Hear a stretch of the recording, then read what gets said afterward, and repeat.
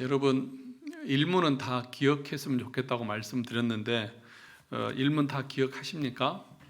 제가 읽어드릴 테니까 한번 기억을 상기해 보시기 바랍니다. 일문, 살아서나 죽어서나 당신의 유일한 위로는 무엇입니까? 우리의 살아서나 죽어서나 유일한 위로가 무엇이냐? 이렇게 말합니다. 살아서나 죽어서나 나는 나의 것이 아니요 몸도 영혼도 나의 신실한 구주 예수 그리스도의 것입니다. 그리스도께서는 그의 보혈로 나의 모든 죄값을 완전히 치르고 나를 마귀의 모든 권세에서 해방하셨습니다. 또한 하늘에 계신 나의 아버지의 뜻이 아니면 머리털 하나도 땅에 떨어지지 않도록 나를 보호하시며 참으로 모든 것이 합력하여 나의 구원을 이루도록 하십니다. 그러므로 그의 성신으로 그분은 나에게 영생을 확신시켜 주시고 이제부터는 마음을 다하여 즐거이 그리고 신속히 그를 위해 살도록 하십니다. 어찌 보면 이 일문의 그 질문과 답에 여기에 있는 하이델베르크 요리문답에 어떻게 보면 모든 것이 축약되어져 있다고 해도 과언이 아닐 것 같습니다. 그러니까 이 일문의 내용들은 여러분들이 좀 잘 기억하시고 또 그것들을 여러분들의 마음에 담고 이렇게 생활을 했으면 좋겠습니다. 여러분, 믿음이 무엇이라고 여러분들은 생각하십니까? 참 믿음이 무엇이냐? 질문하기는 쉽지만 대답하기는 참 쉽지 않은 것이 믿음이죠. 근데 믿음을 어떤 사람이 이렇게 정의를 합니다. 믿음은 지식에 대한 동의와 그것에 대한 신뢰다, 그렇게 얘기합니다. 그러니까 우리가 믿음이 생기려고 하면 지식이 있어야 됩니다. 그러니까 성경에 대한 이 하나님과 그리스도와 삼위일체에 대한 그 지식이 있어야, 그것을 알아야 그 지식이, 그 내용이 나도 동의가 된다라고 하는 것이고, 그것이 마음으로 믿는 것이고요.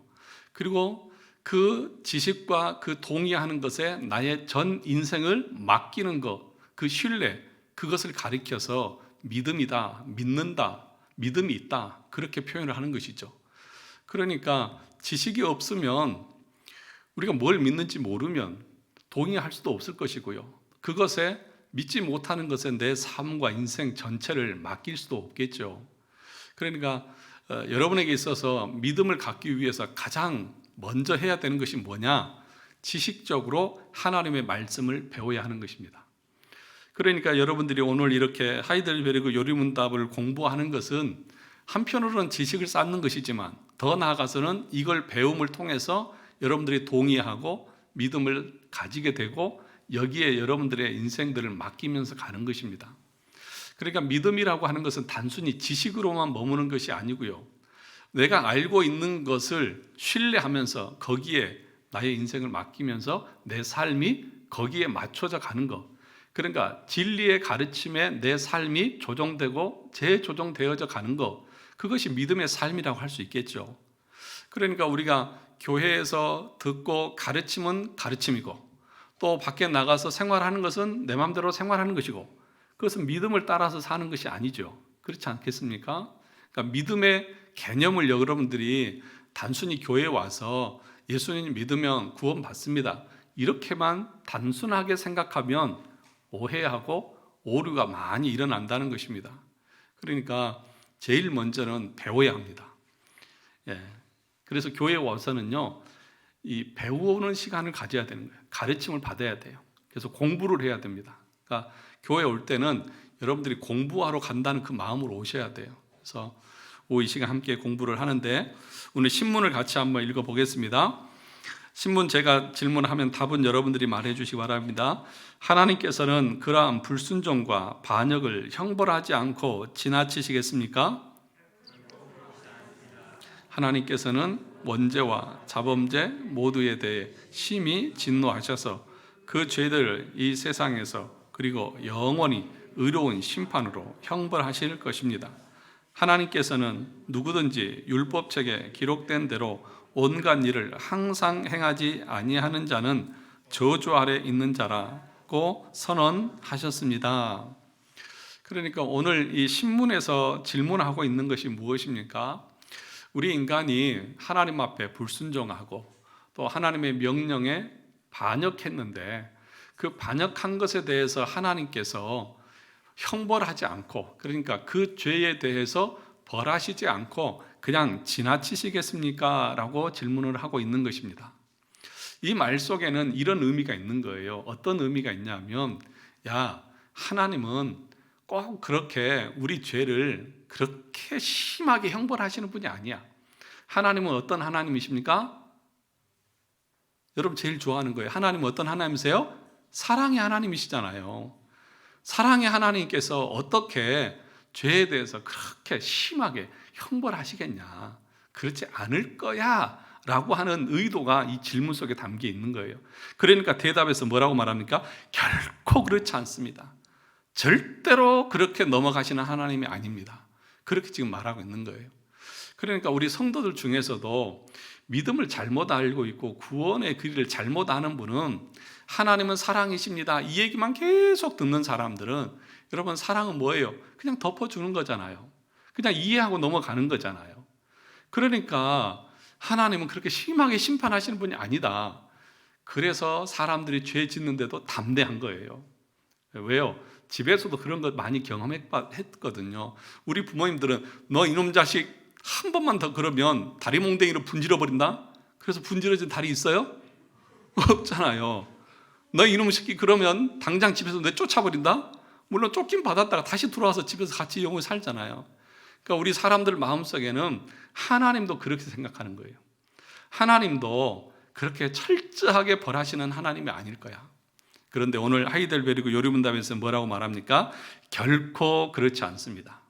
하나님은 불순종과 반역에 대해서 형벌하지 않고 그 죄를 벌하지 않고는 지나치시는 분이 아니십니다 라고 말하면서 뭐라고 말합니까? 하나님께서는 원죄와 자범죄 모두에 대해서 심히 뭐하시고 진노하셔서 그들을 이 세상에서 그리고 영원히 의로운 심판으로 형벌하실 것입니다. 그러니까 하나님의 그 속성은 의롭고 거룩하시죠. 그러니까 죄라고 하는 것은 뭐냐 하면 하나님의 그 의와 거룩에 대한 정면대적인 것이죠. 그 의로우신 하나님은 가장 싫어하는 것이 죄입니다. 그런데 그것에 대해서 그냥 지나가신다고요? 아니라고 말합니다. 그래서 여기서 뭐라고 말하냐면 이 세상에서도 하나님이 그 죄에 대해서 뭐 하십니까? 형벌하십니다.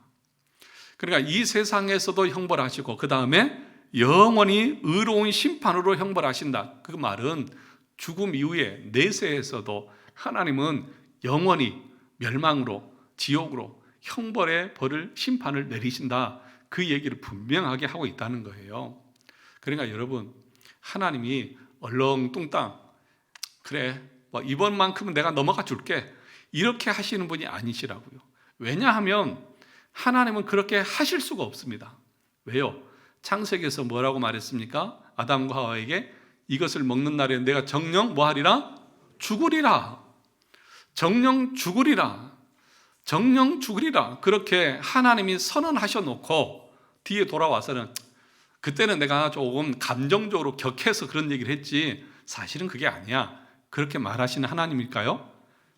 아니 그렇게 하나님이 조속으로 인간들처럼 마음이 변해서 기분 따라서 기분파처럼 기분 좋을 때는 에이 좋아 지갑에서 수표 꺼내서 그래 만들어 써라 그러고 어떨 때는 10원 한 짜리도 안 주고 이런 그런 인간적인 하나님일까요? 아니시라는 거예요.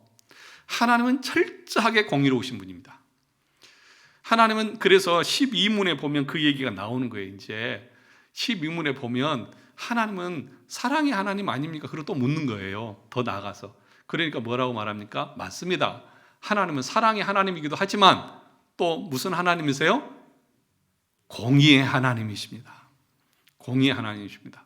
이 둘은 서로 반대되는 것 같지만 그렇지 않습니다.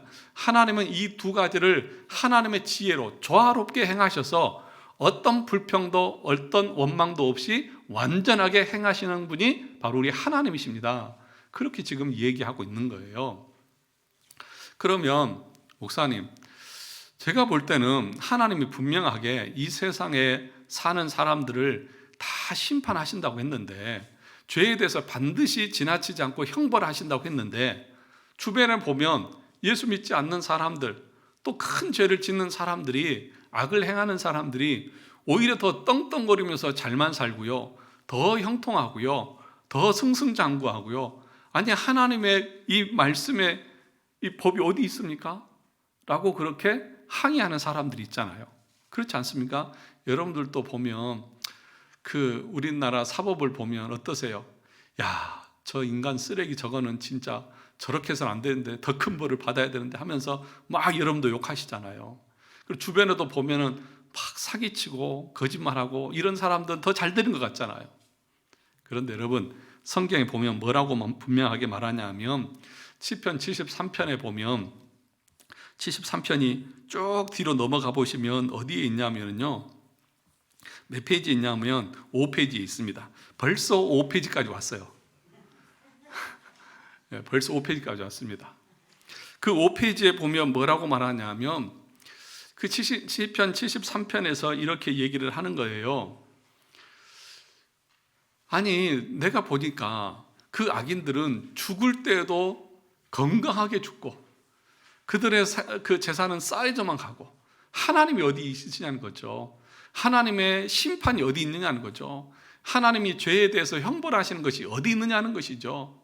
그래서 이렇게 말합니다. 34절 같이 볼까요? 73편 4절입니다. 5페이지에 그들은 죽을 때에도 고통이 없고 그 힘이 강건하며 사람들이 당하는 고난이 그들에게는 없고 사람들이 당하는 재앙도 그들에게는 없나니 볼지어다 이들은 악인들이라도 항상 편안하고 재물은 더욱 불어났다. 야, 진짜 그렇지 않습니까? 그런 것 같지 않아요?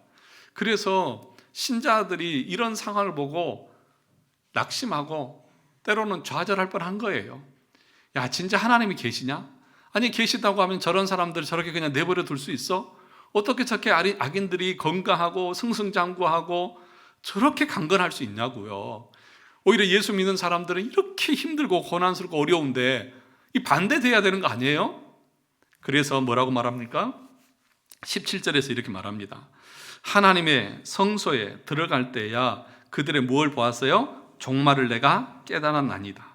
주께서 참으로 그들을 미끄러운 곳에 두시며 어디에 던져요? 파멸에 던지시니 그들이 어찌하여 그리 갑자기 황폐되었는가? 놀랄 정도로 그들은 전멸하였도다. 하나님이 심판하십니까? 안 하십니까? 하세요. 그리고 이 세상에서 그 사람들이 잘 먹고 잘 사는 것 같지만은요, 그런 것이 아닙니다. 그 사람들에게는 양심의 찔림, 양심의 고통이 떠나지 않습니다. 여러분들의 마음에는 뭐가 있어요? 평안이 있잖아요. 기쁨이 있잖아요. 이것처럼 즐거운 게 없는 거예요. 이것처럼 큰 복이 없어요. 살진 고기를 먹고 화려한 곳에 살면서도 서로 싸우고 서로 헐뜯고 갈등하고 마음의 근심이 떠나지 않고 이게 사는 겁니까? 그게 지옥이 따로 없는 것이죠. 그런데요, 우리가 사는 것을 보면 가진 것도 별로 없어요. 재산도 없어요. 그런데 늘 웃음이 떠나지 않아요. 늘 호호하하 깔깔거리면서 그러고 살아요. 그래서 우리 애들이 저희들한테 그러더라고요. 그 진심인지 뭐 우리 들으라고 하는 소리인지 모르고 자기 위로 삼으려고 그런지 모르겠는데 자기들이 엄마 아빠 사는 것을 보고 야, 돈이 전부는 아니구나 이걸 깨달았다는 거예요. 돈이 꼭 많고 부자해야 행복한 것은 아니구나 이걸 깨달았다는 거예요. 뭘 보고요? 엄마 아빠 사는 거 보니까 통장에 잔고도 얼마 없고 맨날 돈이 없다고 그러고 이렇게 저렇게 막 그렇게 살면서도 맨날 둘이 헤헤호호 하면서 꼭 나사 하나 빠진 사람처럼 둘이 살거든요. 그게 행복 아니고 그게 복이 아니면 뭐겠습니까? 아무리 많이 통장에 잔고가 쌓여 있어도 갈등하고 서로 그냥 늘 불안하고 초조하고 걱정 가운데 사는 것보다 차라리 그렇지 않습니까? 그게 하나님께서 복인 거죠. 그러니까 반대로 그렇게 불신자들이 그렇게 잘 먹고 잘 사는 것 같고 늘 호화로운 것 같지만 성경은 뭐라고 말하냐 하면 아니다. 그들의 마음에는 계속해서 양심에 찌르는 고통이 있고 그리고 또 하나는 뭐냐?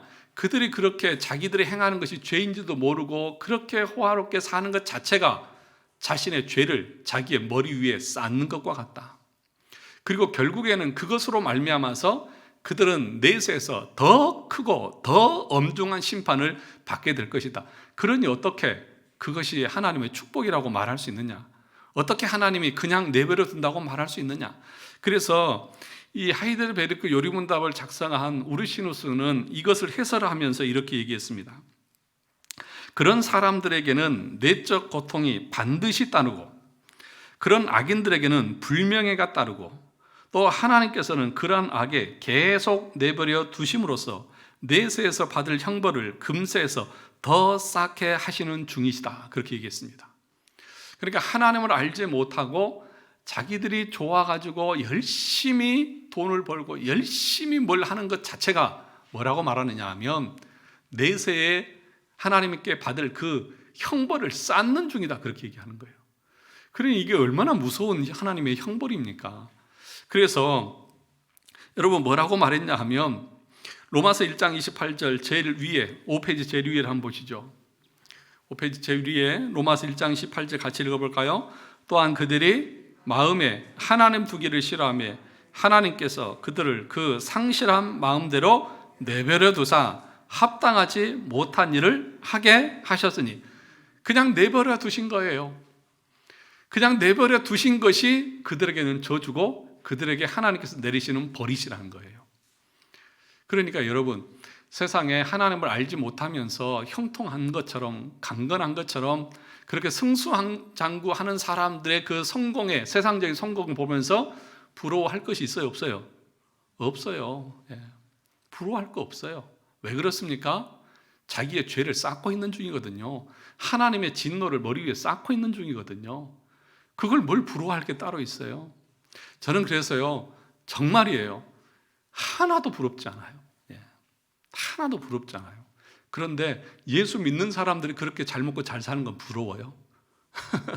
그러니까 예수 안 믿는 사람들이 그렇게 사는 것은 하나도 안 부러워요. 예수를 믿는 가운데서 하나님이 주신 것이라고 하면 감사하죠. 그런데 여기서 또 하나 알아야 될 것이 뭔지 아십니까?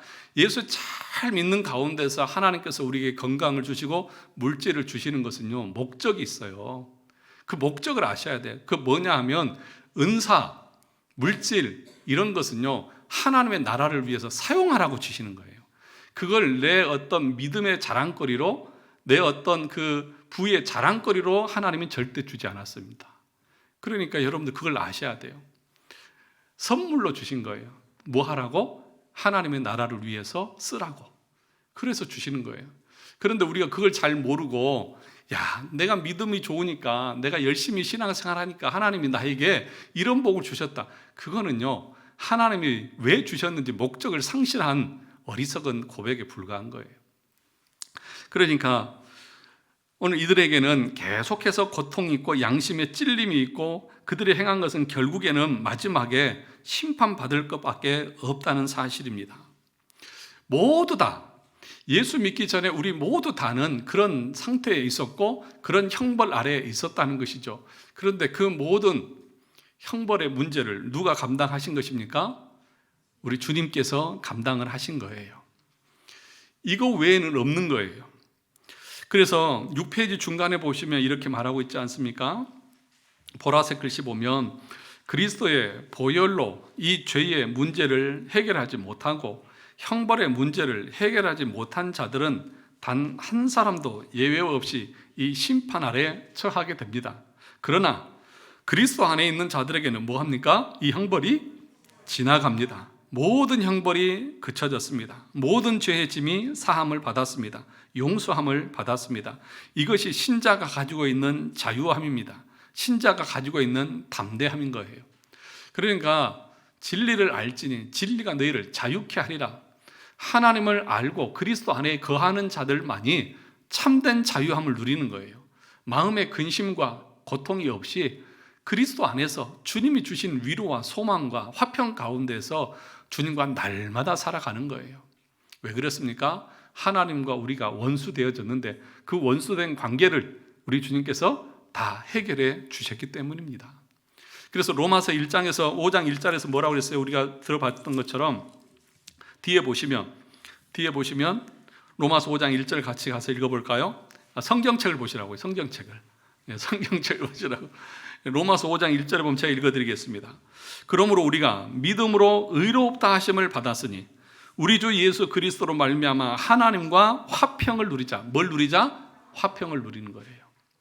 믿음으로 의롭게 되어졌으니 그리스도 안에서 믿음으로 의롭게 되어진 자들만이 하나님 안에서 참된 화평을 누리고 평안을 누리고 기쁨을 누리고 소망 가운데 즐거워하면서 살아갈 수 있는 거예요. 그러니까 저와 여러분들은 비록 겉으로 볼 때는, 세상적으로 볼 때는 조금 모질하고 부족한 것 같지만 제가 볼 때는 여러분들이 세상의 그 누구보다도 행복한 사람인 줄 믿습니다. 누구보다도 행복하신 분이에요. 왜 그렇습니까? 우리의 그 모든 죄의 크기가 얼마나 크냐면요, 죄의 크기는 무엇으로 결정되냐 하면 우리가 아담과 하와가 지은 그 죄의 그 오염과 부패는 절대로 우리가 해결할 수가 없어요. 그리고 그 형벌도 우리가 절대로 감당할 수가 없어요. 왜 그런 줄 아십니까? 그 죄의 크기는 그 죄의 내용에 따라서 달라지는 것이 아니고요, 내가 누구에게 죄를 지었냐, 그 죄를 짓는 대상에 따라서 죄의 크기가 결정됩니다.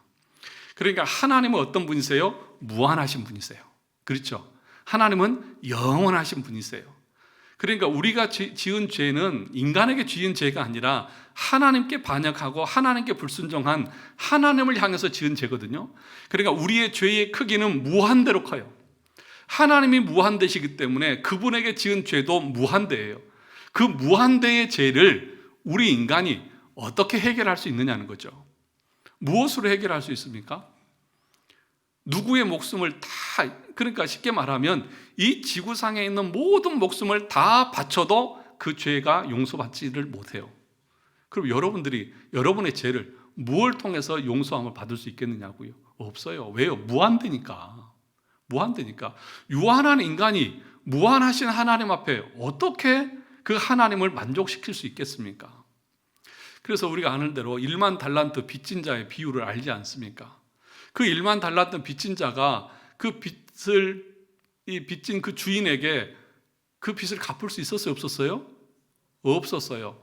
뭘 다 해도 네 몸을 팔고 네 마누라, 네 자식, 네가 가지고 있는 재산 다 팔아도 1만 달란트 갚을 수 있어요? 없어요? 없어요.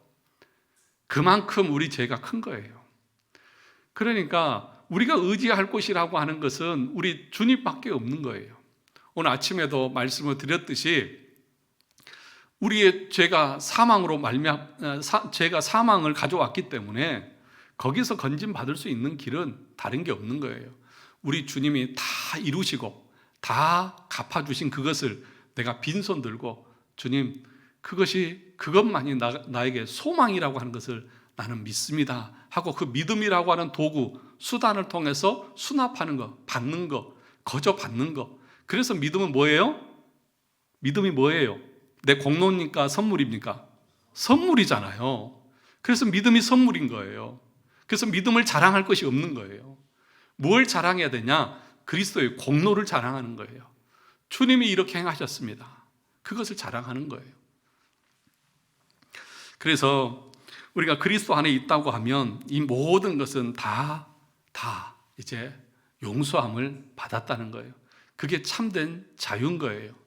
그런데 그것을 우리가 어떻게 할 수 있느냐? 중생하고 회심한 자들은 알아요. 살아난 자들은 안다고요. 그러니까 그것은 뭐냐면 그것을 가리켜서 그리스도와 교통이라고 말하는데 그것은 머리에 있던 이 지식이 내 마음으로 내려와서 믿어지는 거, 이 교통이에요. 그래서 그것을 그리스도와 연합이라고 표현하고 그것은 신비라고 말해요. 그런데 성령께서 그것을 가능하게 하십니다. 그래서 우리 안에서, 예수 안에서 내 죄가 용서함 받았다는 확신을 갖게 되어지고 그것으로 말미암아서 우리는 참된 자유와 기쁨과 내가 내 힘으로 해결할 수 있는 없는 것에서 내가 자유케 되어졌다고 하는 이 확신 가운데서 즐거움을 누리면서 기쁨 가운데 주님 앞에 나아가고 적극적으로 열심을 다해서 주님을 섬기게 되는 것입니다. 이런 은혜가 우리 가운데 주어지게 되어졌다는 것입니다. 그래서 지금 로마서 3장에 있는 말씀은 무엇이냐 하면 로마서 3장 다시 한번 가서 보시면 3장 3절에서 사람들이 이렇게 이제 따지는 거예요. 어떤 자들이 믿지 아니하였으면 어찌하리로요? 그 믿지 아니함이 하나님의 미쁘심을 패하겠느냐? 하나님, 사람들이 믿지 않은 것은 하나님께 불의가 있는 것 아닙니까? 무슨 얘기냐면 하나님이 믿지 못하게 막으셔서 그 사람들이 믿지 않은 것 아닙니까? 그래서 하나님 신실하신 거 아닙니까? 그래놓고 믿지 않았다고 형벌을 하시고 벌을 내리시는 것은 부당한 거 아닙니까? 그렇게 얘기를 하는 거예요. 그러나 4절에 뭐라고 말합니까? 그럴 수 없느니라. 사람은 다 거짓되되 오직 하나님은 참되시다. 사람들은 거짓되지만 하나님은 거짓되는 분이 아니다. 하나님은 그렇게 앞에서는 그래 그렇게 해놓고 뒤에서는 딴 얘기하시는 그런 분이 아니라는 거예요. 오직 하나님은 참되시다 할지어다. 기록된 바 주께서 주의 말씀에 의롭다함을 얻으시고 판단받으실 때 이기려 하심이니라. 어느 누구도 하나님을 판단하면서 하나님 불의하십니다 이렇게 말할 수 있는 존재가 없이 하나님은 의롭고 신실하시고 그래서 그분이 형벌을 내리시는 것은 정당하다 그렇게 얘기합니다. 우리가 앞에서도 이 구문에서도 배웠죠. 하나님은 부당하신 거 아닙니까? 아니다. 부당하지 않다. 아니 우리에게 율법을 행할 수 없는 율법을 주시고 그거 못한다고 벌을 내리신 건 부당한 거 아닙니까? 라고 지난주에 배웠잖아요. 그런데 하나님은 아니다. 원래 하나님은 너희들이 행할 수 있는 것을 다 주셨다. 의와 거룩과 하나님의 형상을 다 주셨는데 너희들이 잘못해놓고 너희들이 그 지식에 못 미치고 놓고 하나님이 불의하시다고 그래서 하나님 앞에 그 수준을 낮추라고? 그런 하나님은 아니다. 너희의 잘못이지 하나님의 잘못이 아니다 그렇게 말합니다. 그러니까 또 뭐라고 말하냐면 그러나 우리의 불의가 하나님의 의리를 드러나게 하면 무슨 말 하리요? 그게 뭐예요? 인간이 죄를 지었어요. 그러면 그 죄에 대해서 공의의 하나님께서 형벌을 내리시면 하나님은 공의롭고 의로우시고 신실하신 하나님이구나 하면서 사람들이 높여준다는 거예요. 하나님이 칭찬을 받으시고 하나님이 영광을 받으신다는 거예요. 누구의 죄 때문에? 우리 인간의 죄 때문에. 아니 그러면 우리 죄 때문에 하나님의 영광을 받으셨으면 우리를 칭찬해 주셔야지 우리를 형벌하시면 됩니까? 이렇게 또 지금 얘기를 하는 거예요. 그러면서 뭐라고 말하냐면 5절 중간을 보시죠. 드러나게 하면 무슨 말을 하리요 하면서 내가 누구의 말하는 대로 사람의 말하는 대로 그러니까 사람들이 이렇게 지금 말을 한다는 거예요. 지금 바울이 그렇게 비유를 드는 거예요. 진노를 내리시는 하나님이 불의하시냐? 결코 그렇지 아니하리라. 만일 그리하면 하나님께서 어찌 세상을 심판하리요? 그러니까 하나님께서 진노하시는 것은 불의한 것이 아니다. 만약에 하나님 그렇게 불의하시다고 하면 어떻게 이 세상을 심판하실 수가 있겠느냐? 그러면서 결코 그렇지 아니하니라. 만일 그러하면 그러고 7절 그러나 나의 거짓말로 하나님의 참되심이 더 풍성하여 그의 영광이 되었다면 어찌 내가 죄인처럼 심판을 받으리요? 사람들이 이런다는 거예요. 보세요. 그죠? 우리의 거짓말, 우리의 죄가 뭘 더 풍성하게 했습니까? 하나님의 참되심을 풍성하게 드러내고 영광이 되었다고 하면 어째서 내가 죄인 취급받아야 됩니까? 내가 한 것이 하나님 앞에 도움이 되고 하나님 앞에 유익이 된 거 아닙니까? 그런데 왜 내가 형벌을 받아야 하느냐고요? 인간이 이렇게 지금 따지는 거예요. 그러면서 뭐라고 말하냐면 바울도 그랬다. 바울도 율법 지킬 필요도 없다. 그리고 할례 받을 필요 없다라고 하면서 바울이처럼 이 복음을 곡해하고 잘못 오해하면서 그렇게 비난하는 거예요. 그러니까 하나님이 뭐라는 거예요? 자기들을 형벌하시면 안 된다는 거죠. 왜요? 자기들의 죄가 하나님의 영광을 드러냈으니까. 하나님에게 유익이 됐으니까. 이것이 인간들이 하나님을 향해서 대적하고 있는 악한 모습이라는 거죠. 그러니까 이거는 뭐예요? 의롭고 공의롭고 창조주 하나님을 누구 수준으로 내리는 거예요? 인간의 수준으로 내리는 거예요. 이것처럼 하나님을 우습게 여기고 조롱거리로 만드는 것이 어디 있냐고요. 그러니까 우리는 성경을 볼 때에 이걸 잘 구분을 하셔야 돼요. 우리는 뭐예요? 피조물이죠. 하나님 뭐예요? 창조주세요. 하나님과 우리의 이 간격이라고 하는 것은 제가 언젠가 설명을 드렸죠. 지렁이와 우리의 간격과 차이보다 하나님과 우리 차이가 더 크다고요. 왜요? 지렁이는 또 피조물이고 우리 인간도 피조물이잖아요. 그렇잖아요. 근데 하나님은 창조주고 우리가 피조물이잖아요. 그러니까 창조주와 피조물의 그 간격이라고 하는 것은 너무 넓은 거예요. 그런데 그 하나님을 우리 인간의 수준으로 끌어와가지고 하나님은 이런 분이야 이렇게 얘기하는 것 자체가 하나님의 속성에 대해서 얼마나 부정하게 말하고 악하게 말하고 있느냐는 것이죠. 그래서 우리가 제2계명에서 이제 나중에 가서 배우겠지만 2계명에서 하나님의 형상을 만들라고 해서 만들지 말라고 했습니까? 만들지 말라고요. 어떤 형상, 이미지, 그림으로도 하나님은 표시할 수가 없어요. 왜요? 그렇게 하는 순간 하나님의 거룩과 의와 영광이 손상되어 버린 거예요. 어떻게 영원하시고 완전하신 그 창조주 하나님을 인간이 피조물이 자기의 머리로 그려내고 만들어낼 수 있냐고요. 없잖아요. 그렇게 할 수 있다고 하는 것 자체가 우상숭배고 교만이고 타락인 거예요.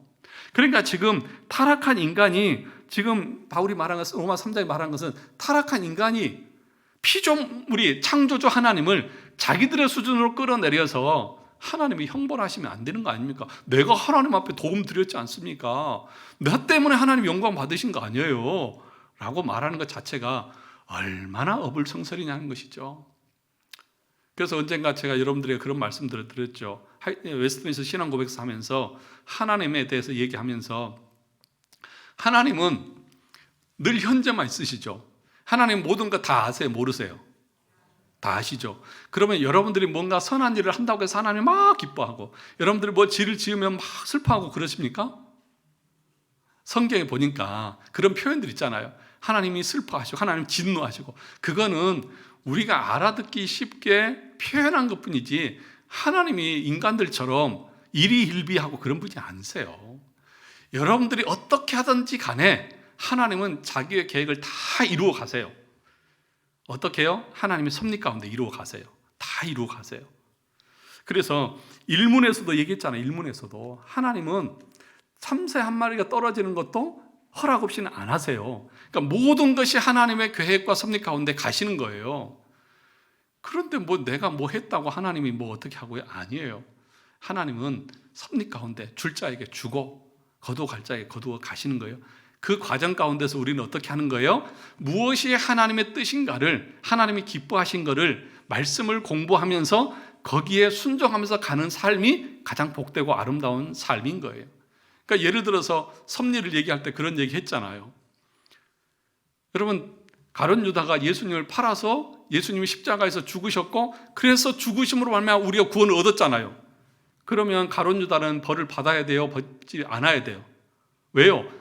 가룟 유다가 팔았기 때문에 예수님 십자가에 달려 죽으신 거 아니에요. 그 논리하고 똑같은 거예요.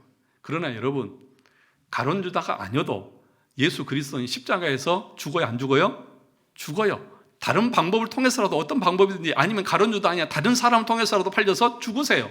그래서 하나님의 뜻은 이루어 가셔요. 그런데 내가 굳이 그 죄를 내가 지을 꼭 내가 지을 필요는 없잖아요. 그렇지 않습니까? 그래서 우리가 하나님의 말씀을 알아야 되는 거고 그 말씀을 깊이 알아서 무엇이 하나님이 기뻐하신 것을 알면서 신앙생활에 나갈 때에 우리 삶에 근심이 떠나고 하나님의 징계가 떠나고 그죠? 하나님께서 주신 은혜와 복이 가득 채워지는 거예요. 그래서 예수 믿는 사람들도 이 땅에서 하나님의 징계를 받아요, 안 받아요? 받아요. 멸망으로 떨어지지는 않지만 아버지가 자식을 채찍질하듯 때리듯이 죄를 지으면 맞아요. 그래서 하나님의 뜻을 모르고 자기 마음대로 살아가는 사람들은 신앙생활을 해도 고난이 떠나지 않을 수 있어요. 그런데 여러분, 우리가 죄를 짓지 않고 악에 빠지지 않으면 그런 악들이 우리 가정에서 떠나가고 고통이 떠나가고 우리 가정이 평안할 수 있어요. 그러니까 죄를 멀리 하시라는 거예요. 우리는 단순히 지옥 갈까 봐 두려워서 죄를 멀리 하는 게 아니고요. 아침에도 말씀을 드렸듯이 나를 구원하신 그 하나님이 기뻐하시지 않기 때문에 싫어하기 때문에 그래서 안 하는 거예요. 그래서 요즘에 제 아내가 보는 드라마가 있거든요. 아주 그냥 드라마에 빠져 살아서 제가 아주 걱정이 커요. 아주 성경은 안 읽고 물론 성경이 있죠. 어느 날은 새벽에 일어나서 혼자 거실에 앉아가지고 열심히 성경을 봐요. 그래서 깜짝 놀래요. 당신 웬일이냐고.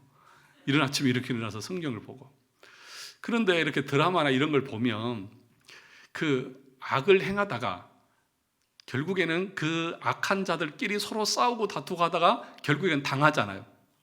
그런 드라마 있어요. 지금 찾아보세요. 그러니까 그 엄마가 그런 거죠. 나중에 알고 나서 이놈 자식아, 네가 이렇게 이런 악을 저지르고 이런 못된 짓을 하니까 결국에는 네가 이렇게 이 꼴이 된 거 아니냐. 어떻게 보면 맞아요. 네. 만약에 그런 잘못된 사람들과 결탁하지 않고 거기에 동조하지 않았고 거기에 떠나 있었다고 하면 그런 사고 당할 일이 없었어요. 그러니까 무슨 얘기냐? 죄는 어떻게 하라고요? 멀리 하시라고요. 그리고 하나님이 기뻐하신 일을 가까이 하시라고요. 왜요? 오늘 본문에 여기 보니까 하나님은 반드시 형벌하시는 분이다. 그 불순종과 그 반역에 대해서 지나치지 않고 반드시 형벌을 가하신다. 그것이 이 생에서도 그렇고 내 생에서도 그렇다. 그러나 믿는 자들은 이 땅에서 아버지의 그 채찍 징계는 받지만 영원한 멸망은 받지 않습니다. 그런데 여러분, 이 땅에 살면서도 고통 없이 평안 가운데 사는 것이 좋잖아요. 그러려면 뭘 멀리해야 됩니까? 죄를 멀리하고 하나님이 기뻐하신 일에 우리의 시간과 우리의 물질을 드리면 거기에서 오는 기쁨과 감사가 늘 있는 거예요. 우리 모두 오늘 이 신문에 있는 말씀을 꼭 기억하셔서 하나님은 절대로 뭐 하신다고요? 그냥 지나치시지 않는다라고 하는 사실 꼭 기억할 수 있기를 바랍니다.